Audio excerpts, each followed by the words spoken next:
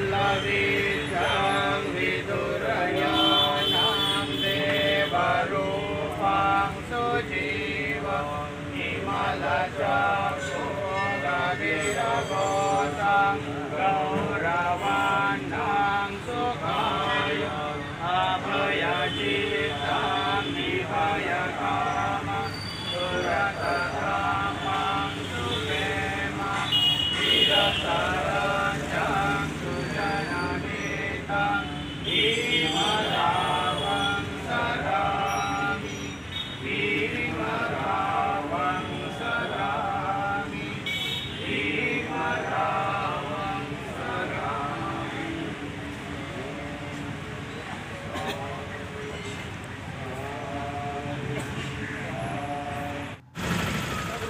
The Buddhist Society of India, Samata Sainik दल व अखिल भारतीय भिक्खू संघ यांच्या संयुक्त विद्यमाने सुवर्णभूमी थायलंड येथून पूज्य लुअंगपो विरियांग सिरिंधरो मार्गदर्शित गुरुसा समाधी साधना प्रशिक्षण अर्जित करून आलेल्या पूजनीय भिक्खू संघाचा स्वागत समारंभ रविवार दिनांक 7/7/2024 रोजी संपन्न झाला आहे।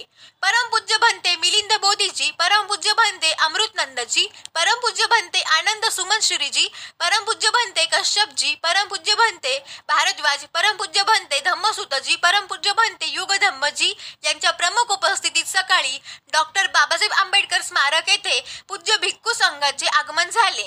यानंतर सकाळी धम्म रॅली शहरातील डॉक्टर बाबासाहेब आंबेडकर स्मारक येथून सुरू होऊन लुंबिनी बुद्ध विहार येथे संपन्न झाली।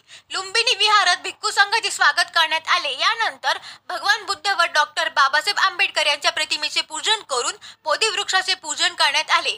या कार्यक्रमासाठी कोपरगाव विधानसभेचे आमदार आशुतोष दादा काळे, माजी आमदार स्नेहलताई कोल्हे यांनी थायलंड येथून प्रशिक्षण घेऊन आलेल्या भिक्खू संघाचे स्वागत केले। यानंतर धम्मदेसन झाली। या प्रसंगी मोठ्या संख्येने धम्म बांधव, उपासक उपासिका उपस्थित होते।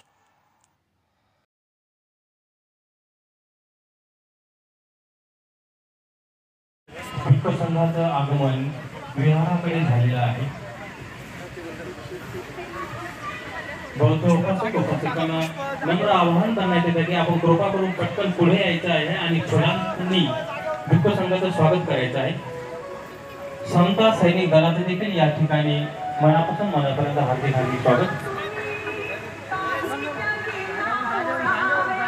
पुष्प जागेवरून टाका, पुष्प पुष्प जागेवरून टाका, जागेवरून टाका, जागेवरून टाका।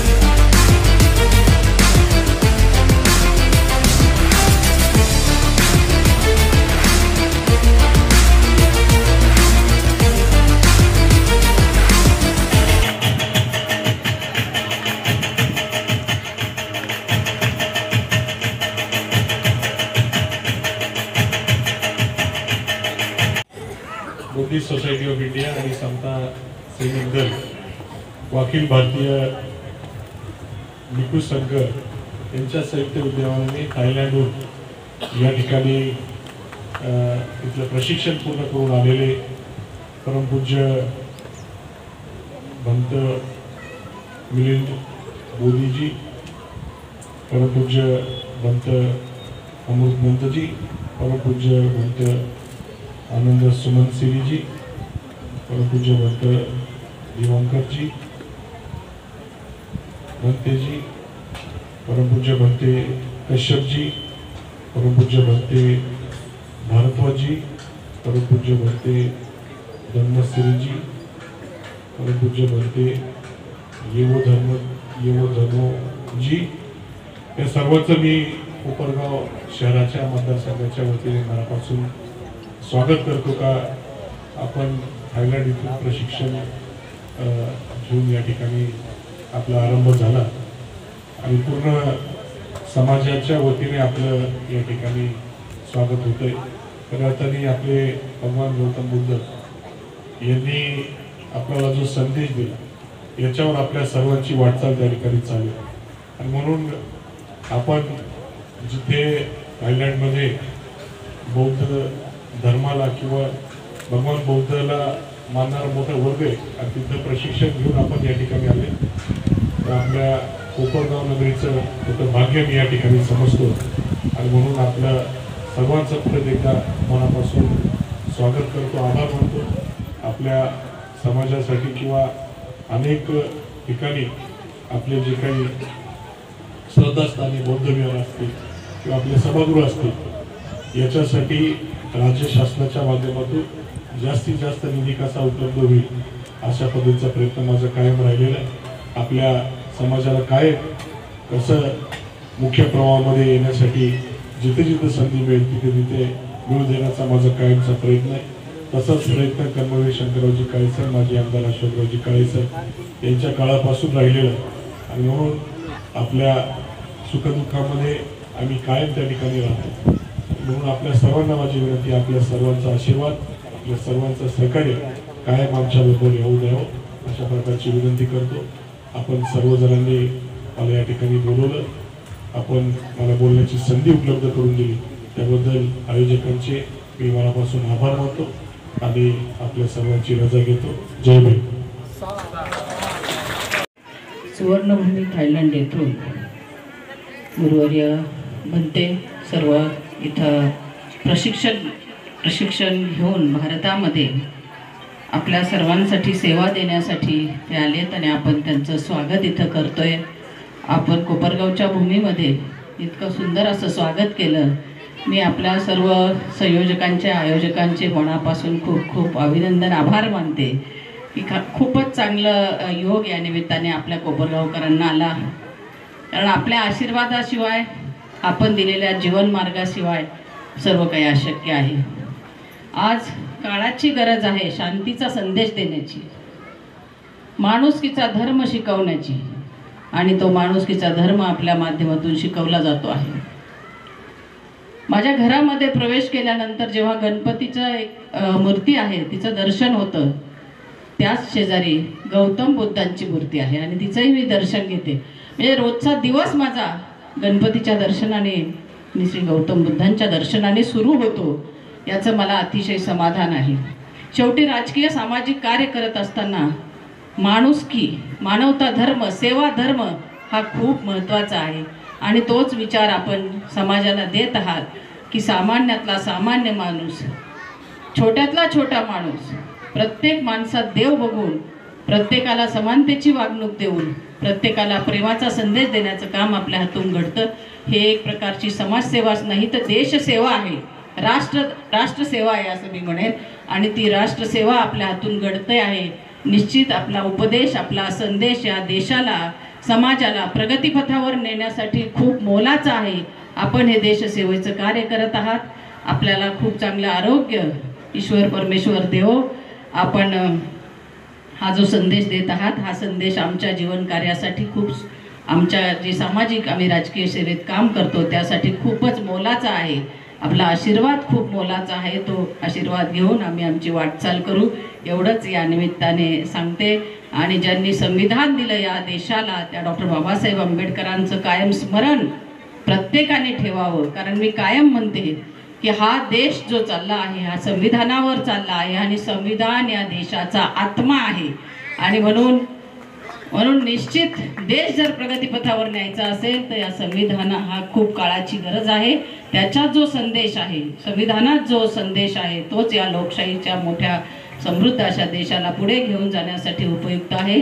आणि म्हणून आपण जे काही सांगता आहात, आपण जे काही शिकवण थायलंडहून घेऊन आलात तिथून आपण आपल्या देशासाठी ती शिकवण आपल्या इथल्या भारतीयांना आपण देणार आहात तर खूप पुण्याचं काम आहे, खूप राष्ट्रसेवेचं काम आहे असं मी पुन्हा एकदा म्हणते.